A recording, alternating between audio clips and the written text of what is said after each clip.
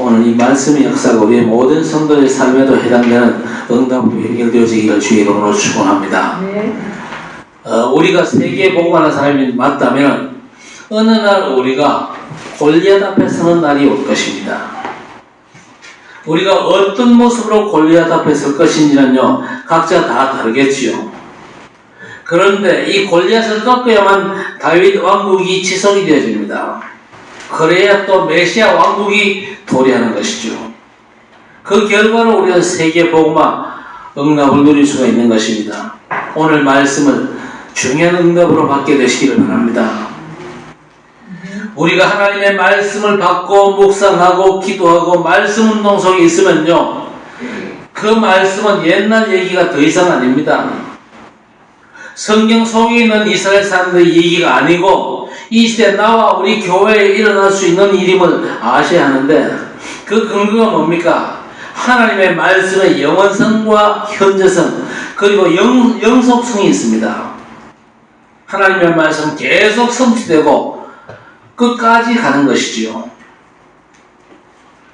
오늘 우리가 불신자도 잘 아는 다윗과 골리앗 얘기, 언젠가 우리가 골리앗 앞에 설 것인데 그냥 서면요 게임이 안 될 것처럼 보이잖아요. 그렇지요.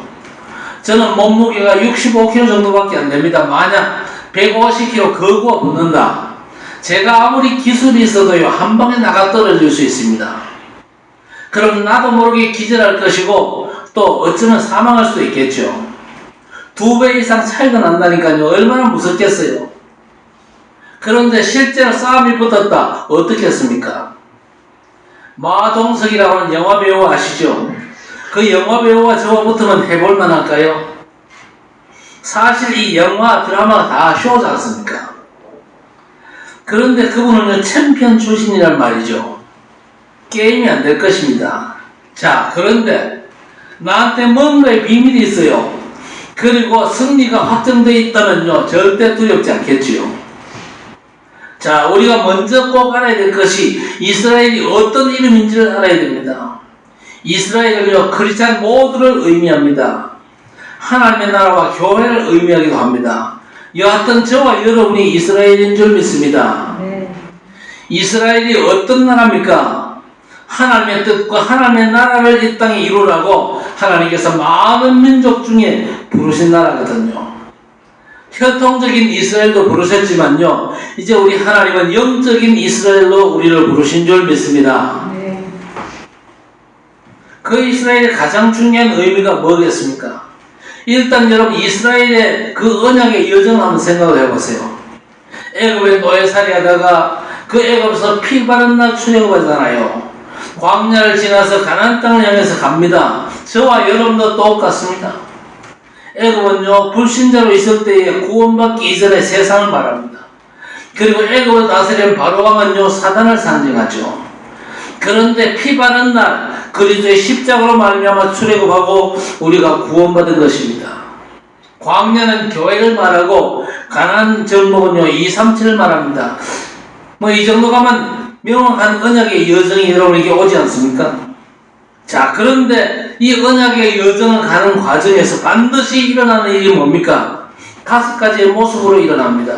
노예와 전쟁과 포로와 속국, 그리고 유랑민족 되는 일. 이 과정 속에서 또 이런저런 문제, 위기, 갈등, 분열, 이런 것들이 많이 생기게 되겠죠.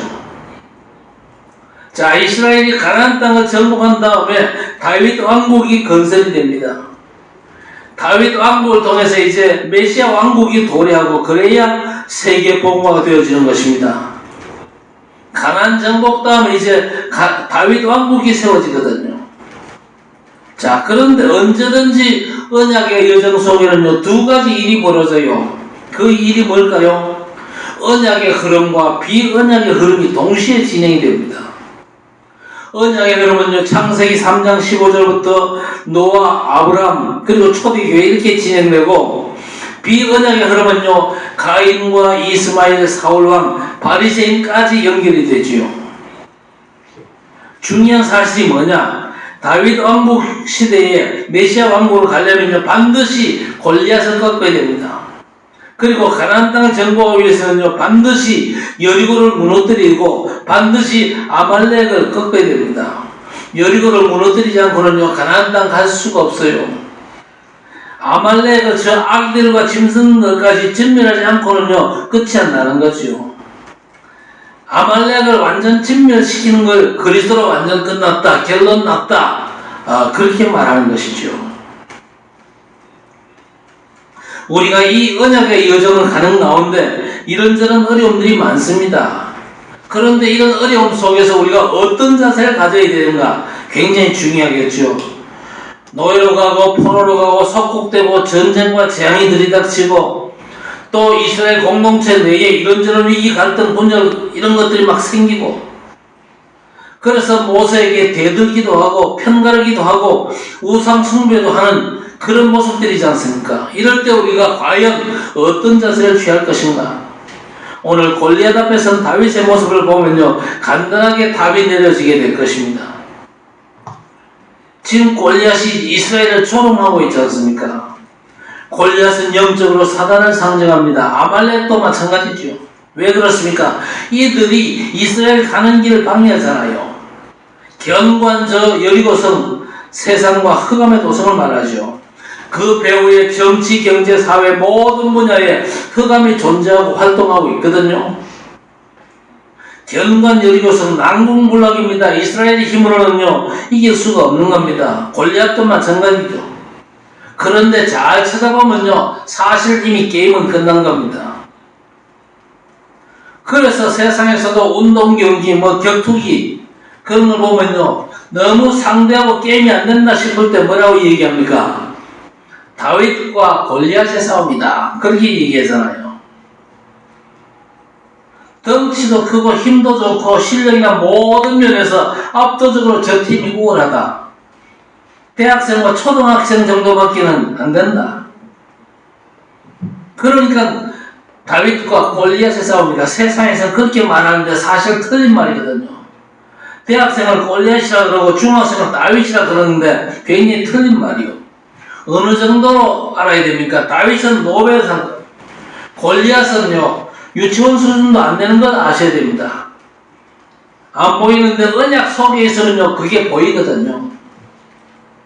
여러분 진짜 언약 속으로 들어가시기 바랍니다. 골리앗이 어떤 존재인지를 똑바로 파악을 하시라 그 말입니다. 틀리게 다윗과 골리앗의 싸움이다, 그렇게 생각하면요, 벌벌 떨게 되어 있습니다. 뒷공문이 치게 되어 있어요. 그래가지고 어떻게 골리앗을 이길 수 있겠습니까? 블레셋의 대상이 골리앗이죠. 블레셋이 쳐들어왔는데 왜 쳐들어왔습니까? 1절에 블레셋이 공격해 왔잖아요. 왜 쳐들어왔냐? 만만하니까. 이스라엘 저것들 하나 되지도 못하고 블레셋이 침공하니까요, 왕부터 벌벌 떨고 있습니다. 나서지를 못해요. 왜 그렇습니까? 그냥 육신적인 눈으로만 보니까. 언약의 눈으로 보고 하나님의 계획을 보고 그러면요, 이미 이긴 싸움이라는 게 보이거든요. 그 확신을 가지고 이제는 총칼이 아닙니다. 여호와의 이름으로 나가면 되는 건데 그걸 모르거든요. 여러분 정말로 인생 문제 해결자, 완전한 해답 대신 그리스도를 모르면요, 두려워 떨 수밖에 없는 겁니다. 지금도 이런저런 현안들 속에서 도전 못하는 이유가 뭐냐? 그리스도를 몰라가지고 벌벌 떠는 경우 많거든요. 특히 교인들 가운데 많아요. 지금 이스라엘 대왕도 떨고 있고 장군도 떨고 있고 별다른 사람들도 떨고 있어요. 왜 떨고 있습니까? 덩치만 쳐다보니까. 언약으로 답이 안 나니까 벌벌 떨고 있는 겁니다. 그러니까 이스라엘 군대가 모욕을 당하는 거잖아요. 여러분 이스라엘 군대 뭔지 아십니까? 막강한 애굽에서 피 바르고 출애굽할 그때에 출애굽기 12장 41절에 이스라엘이 애굽에서 나왔다 그렇게 하지 않고 440년이 마치는 그날에 여호와의 군대가 나왔다 그랬습니다. 여호와의 군대가 출애굽을 한 겁니다. 그런데 그 여호와의 군대 속에 누구도 있습니까? 할머니도 있어요. 전혀 배우지 못한 난 놓고 기억자도 모르는 아주 형편없는 사람도 있거든요. 공통점이 뭔지 아십니까? 스펙이 대단하다, 뭐 아무렇지도 않다, 시원찮다, 그게 문제가 아니고 공통점이 뭐냐? 피를 발랐냐 안 발랐냐, 그게 공통점이거든요. 시원찮아도 피 바르면 여호와의 군대인 줄 믿습니다. 교회 안에도 마찬가지입니다. 진짜 예수가 나의 그리스도가 맞냐? 여호와의 군대입니다. 못나도 여호와의 군대요. 왜? 피 바르는 그 순간 아무리 강력한 애굽이라도 해도 이스라엘을 애굽 땅에서 출애굽을 한다, 그 말입니다. 출애굽하고 피 바르고 출애굽한 사람은요, 싹 다 가나안 땅을 향해서 가는 겁니다. 가나안 땅을 향하면서 일어나는 게 뭡니까? 영적인 싸움이잖아요. 그 싸움에 전쟁하는 군인들이 바로 군대입니다. 우리 믿음의 사람들, 저와 여러분이 전도 선교하는 건요, 여호와의 군대로 나가는 건 줄 믿으시기 바랍니다. 영적 싸움을 싸우는 겁니다. 그런데 이걸 감히 골리앗이 조롱하고 있잖아요. 너무 중요한 전도 선교를 우습게 알고 그러는 거죠. 감히 골리앗이 조롱하니까요, 크게 두려워합니다, 이스라엘 백성들이요. 뭐 그럴 수밖에 없죠. 일단 덩치가 엄청나잖아요. 5cm 모자라는 3m입니다. 5cm 모자라는 3m 같으면요, 2m 95, 지금 현재 2m 95짜리가 3개 있습니까? 있는지 모르겠지만요, 아직 나타나지 않았어요. 이 키 2m 50, 키 2m 95 하면요, 대단하잖아요. 그 덩치가 얼마나 크겠습니까? 그런 큰 덩치가 앞에 방패 든 사람이 앞에 따로 있어요. 어마어마한 칼을 들고 막 그저 휘두르면서 큰 소리 치니까 얼마나 그 고함 소리는 쩌렁쩌렁 하겠습니까? 그러니까 이스라엘 백성이 벌벌 떨 수밖에 없는 겁니다.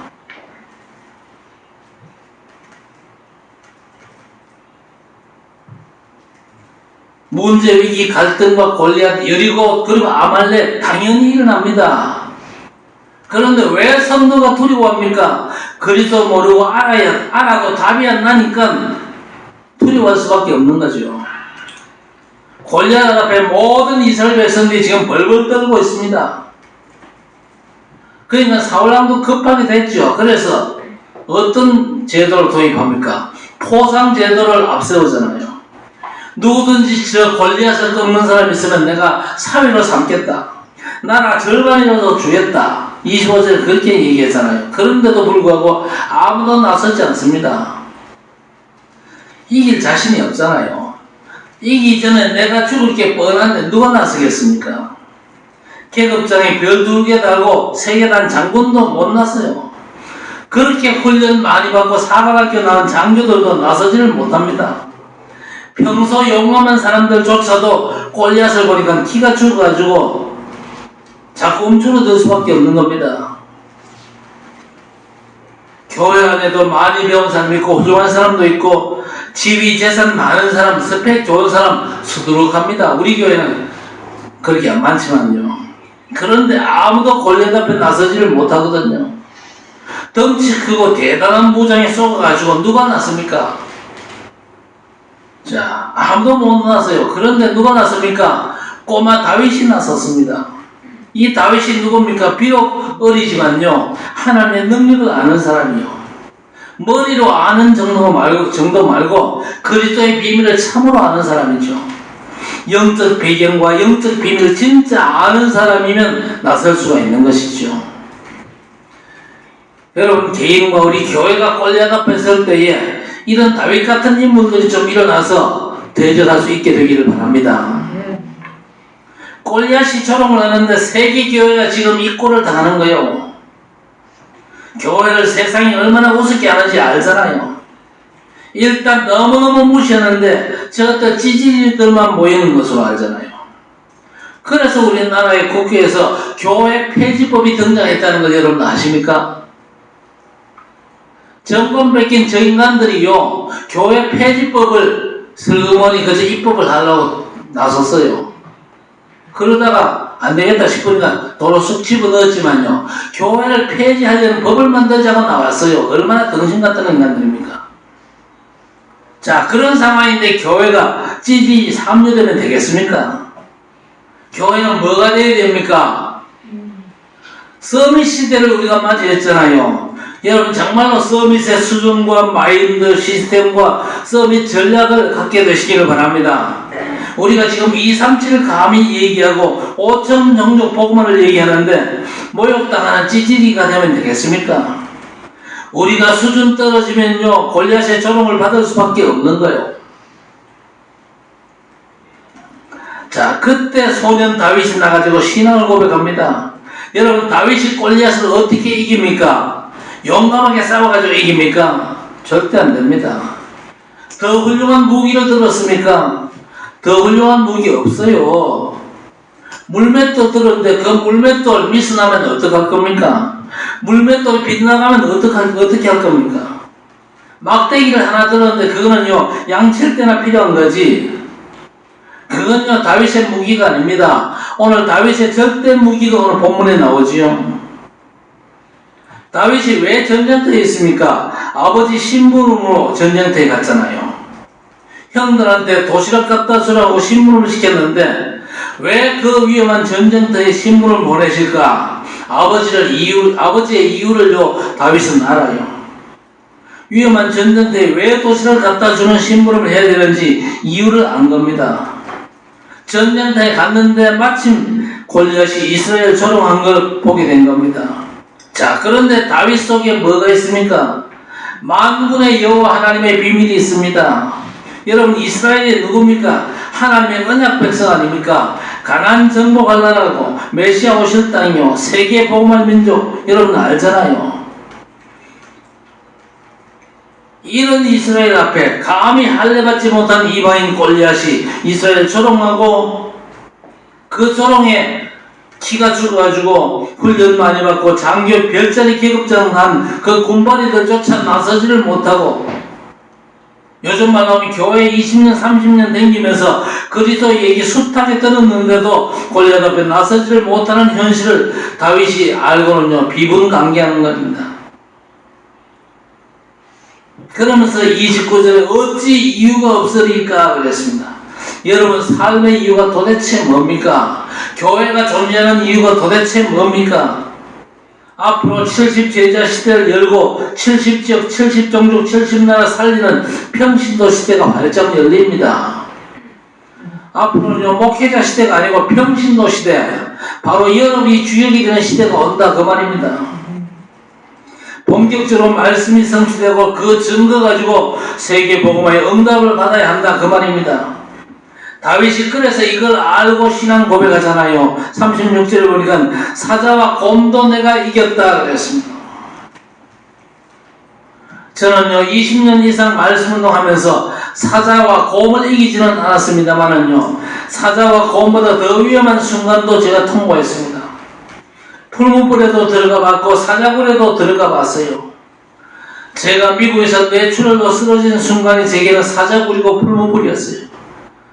그리고 지나고 나니까 제가 이겼더라고요. 제가 용감히 맞서 싸운 건 아니었습니다. 예수는 그리스도 모든 문제 해결자 다 끝났는데 뭐가 문제냐?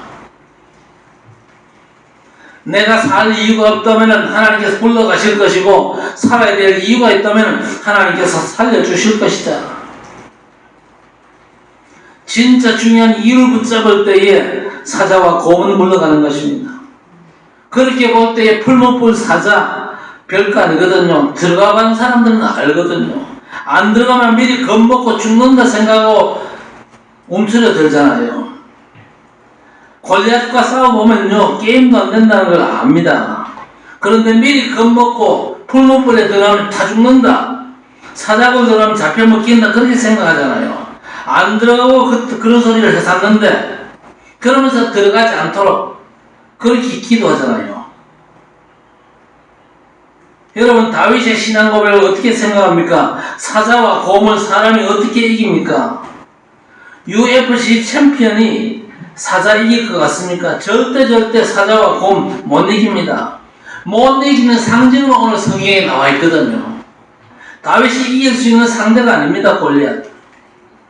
그런데 사자와 곰을 어떻게 이겼습니까? 이유가 있으면 이겨요. 골리앗도 마찬가지 아닙니까? 다윗이 이유가 있는 사람입니다. 어찌 이유가 없으니까 그렇게 말했잖아요. 양치기 하는 것이 세계 복음하는 것이다. 다윗은 이유를 알고 있었어요. 지금 4시간표에는 양치는 목동으로 양을 한 마리도 뺏기지 않는 것이 세계 복음하다. 한 마리도 뺏기지 않겠다. 그 마음 먹는 순간 하나님이 역사하는 겁니다. 이게 바로 정확한 믿음의 고백 아닙니까? 그래서 다윗이 선언합니다. 골리앗 저것도 여호와께서. 절대 내가 아니잖아요. 내가 용감하게 최선을 다해서 붙어 이깁니까? 아니거든요. 모습이 뛰어나고 덩치가 커도 백발백중한 물맷돌이 있다. 내게는 천만의 말씀입니다. 여호와께서 승리를 주시는 것이죠. 여러분, 신앙 고백이 중요한 게 뭡니까? 주체가 바뀌는 겁니다. 내가 아닙니다. 여호와께서. 여호와께서 건지신다고 37절에서 말씀하고 있습니다. 그렇다면 골리앗 앞에 우리가 장차 서잖아요. 어쩌면 지금 현재 골리앗 앞에 서 있는 분도 계실 겁니다. 그런데 다윗은요, 막대기 조그만 돌 5개 물배를 준비했을 뿐입니다. 막대기 가지고 제가 사자나 곰을 이길 수 있을 것 같습니까? 돌멩이 몇 개 가지고 이깁니까? 아니거든요. 그러면 뭡니까? 내 모습 이대로 연약해도 괜찮습니다. 내 기능과 재능 별거 아니어도 괜찮아요. 내 수준, 실력, 재산 괜찮습니다.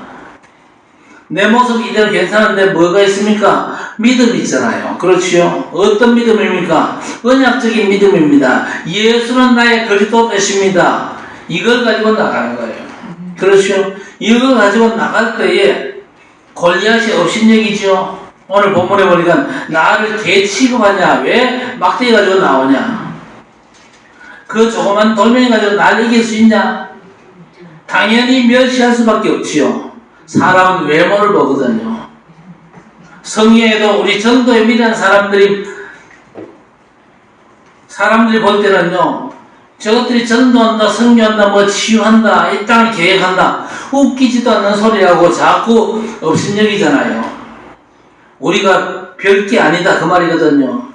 덩치에 있어서도 다윗과 골리앗은요, 3m와 1m 70 정도 싸우면 안 되지 않습니까?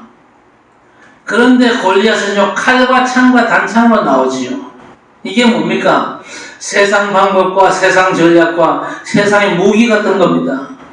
그런데 아셔야 될 게 교회는 세상 것 가지고 하는 게 아니거든요. 정말로 그렇습니다. 돈이 없으면 교회가 아무것도 못합니까? 그게 골리앗의 생각입니다. 그 생각 버려야 돼요.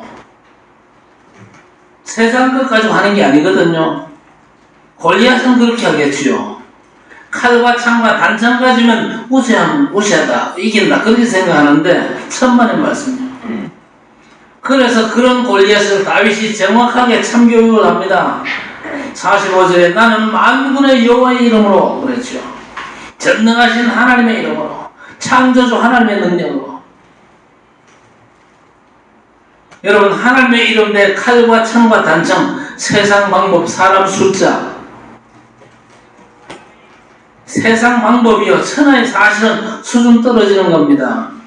우리는요, 그거 말고 그리스도와 하나님 나라 언약으로 만군의 하나님, 성삼위 하나님, 보도의 비밀로 함께 하신 그분의 이름으로 나가는 것입니다. 게임이 어떻게 되겠어요? 말할 필요가 없는 겁니다. 그러면서 46절에 뭐라고 얘기합니까? 여호와가 계심을 천으로 하여금 알게 할 것이다 그랬습니다. 골리앗 너하고 싸우는 것 같지만 하나님이 함께 하시고 이스라엘 군대와 블레셋 군대, 눈에 보이는 게 다가 아닌 만군의 하나님 여호와가 살아계심을 온 천하로 하여금 알게 할 것이다. 적어도 우리가 골리앗 앞에 서면요, 이런 다윗의 신앙 고백과 선포가 있어야 될 줄로 믿습니다. 그러면서 47절을 뭐라고 했습니까? 하나님의 구원에 칼과 창이 있지 않는 것이다. 죽이는 게 아니고 생명 살리는 것이다. 결정적으로 46절, 전쟁은 하나님께 속한 것임을 분명히 교육하고 있습니다. 전쟁은요, 하나님의 절대 주권과 계획 속에 일어나는 겁니다. 북한 때문에 여러분 혹시 겁먹습니까? 겁먹지 마시기를 바랍니다.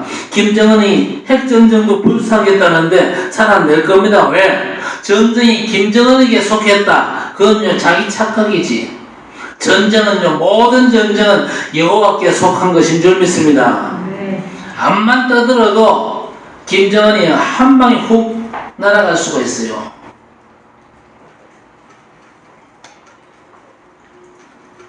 저와 여러분이 이스라엘인데 우리에게 살아가면서 이런저런 문제, 위기, 사건들 생기잖아요. 교회에도 이런저런 문제가 올 수 있습니다. 그 모든 게 누구께 속했습니까? 하나님께 속한 것이요. 그리고 하나님의 절대 계획이 있습니다. 거기에다 우리 포커스를 제대로 맞춰야 되죠. 거기에다 우리 초점을 맞춰야 되지, 절대 문제에 초점 맞추면 안 돼요. 블레셋이 지금 공격을 해왔지만요, 블레셋과 골리앗에 집중하는 게 아니고 하나님의 계획이 뭐냐, 하나님의 주권이 뭐냐, 전쟁을 통해서 하나님이 뭘 원하시는지 거기에 초점 맞춘 다윗 같은 인물이 일어나야 된다, 그 말이거든요. 자, 결국 어떻게 됩니까? 49절에 승리하게 되잖아요.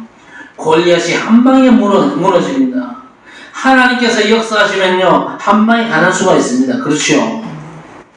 아무리 큰 사람 쳐도, 큰 거함 쳐도, 아무리 다윗 손에 들린 게 보잘것 없어도 그 보잘것 없는 걸 하나님께서 붙잡으시고 사용하시면요, 한 방에 간다니까요.